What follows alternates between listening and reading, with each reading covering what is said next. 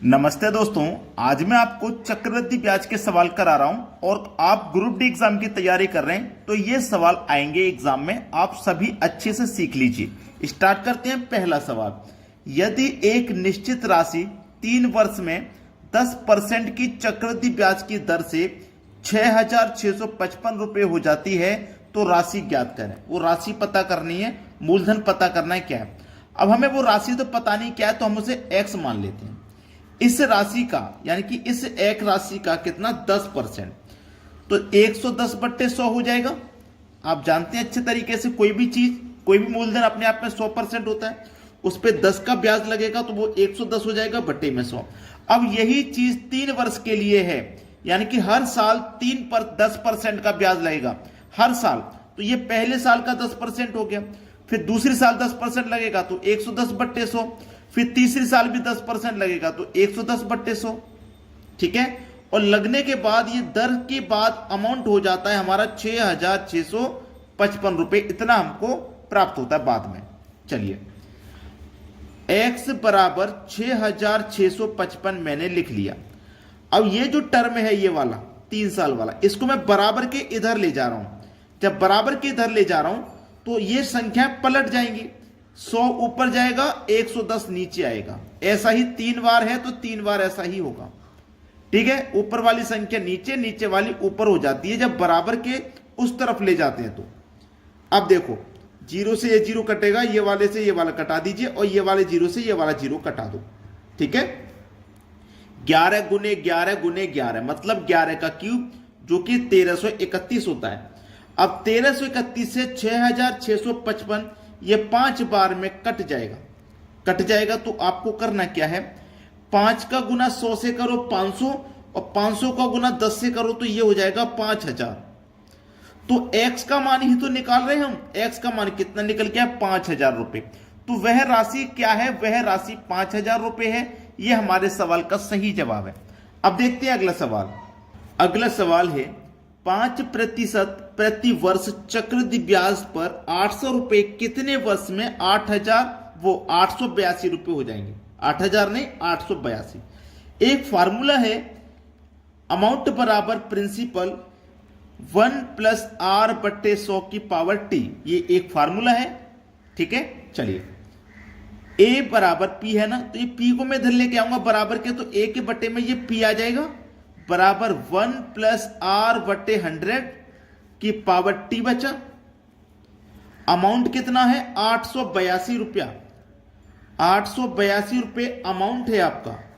Principal क्या है, 800 रुपये का, बराबर में 100 एकम 100, रेट कितना है 5 का, 100 एकम 100, 100 में 5 जोड़ दो तो 105 बटे में 100 की पावर t, कटा दीजिए, 5 से 21 बार में और 5 से 20 बार में, तो 21 के बट्टे में 20 हो गया, यानी कि 882 बटे में 800 बराबर 21 के बटे में 20।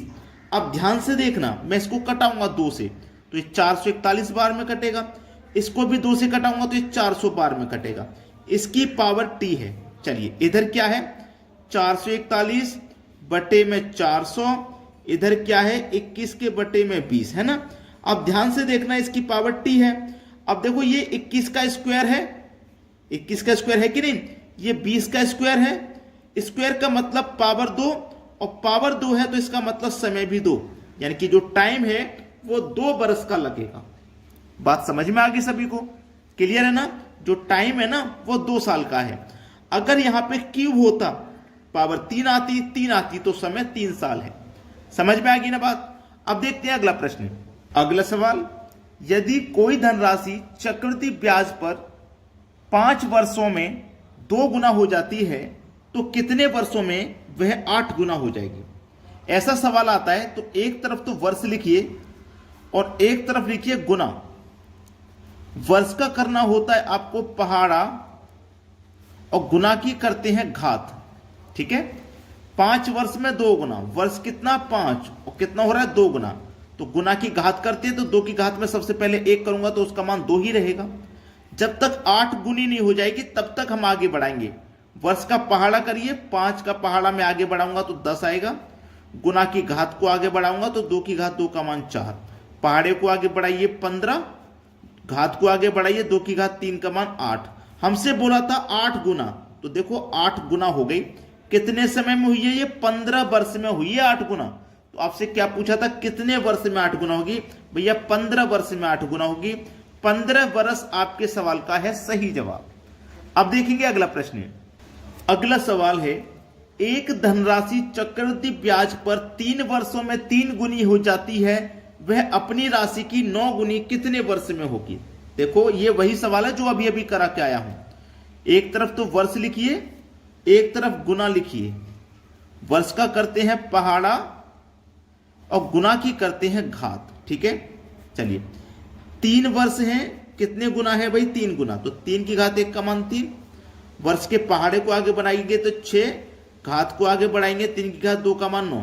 ठीक है, तो देखो बहुत सारे बच्चे ऐसे थे जब उन्होंने ये सवाल पढ़ा होगा कि 3 वर्ष में 3 गुनी हो रही है तो 9 गुनी 9 वर्ष में होगी। ये बात आपके दिमाग में जरूर आई होगी कि भाई 3 वर्ष में 3 गुनी हो रही है तो 9 वर्ष में 9 गुनी होगी।